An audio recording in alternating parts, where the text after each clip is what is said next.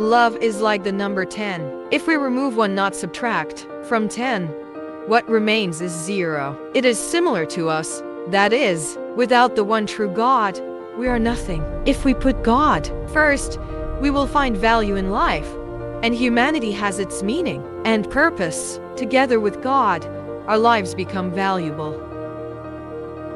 God existed even before the universe existed. In that existence, God can live alone without any form of dependencies. At the beginning of the physical existence of our universe or multiverse, the narrative is there is nothingness, and I agree within that context. However, if our context is overall existence, God already existed before anything existed, so there's someone who does exist. So, it's not all nothingness because there is God.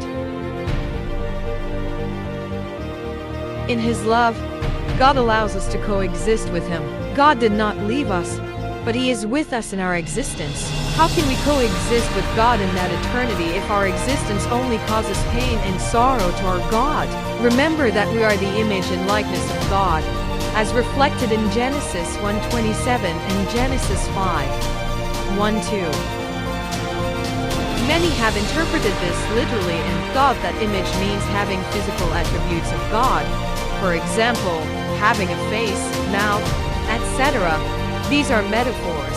However, many are innocently unaware that true God is incorporeal in nature. What these verses being an image and likeness of God refers to is that we humans have the potential to reflect the nature of God.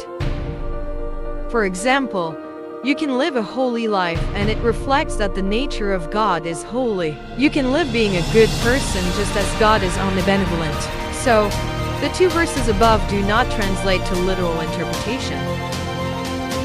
In order to live harmoniously with God, we strive to reflect God's image and likeness. However, as humans, we are inherently imperfect and make mistakes that can impact others. This is where the importance of laws comes in. Laws provide us with guidance to live eternally with God. To illustrate, it's like a baby and its cradle.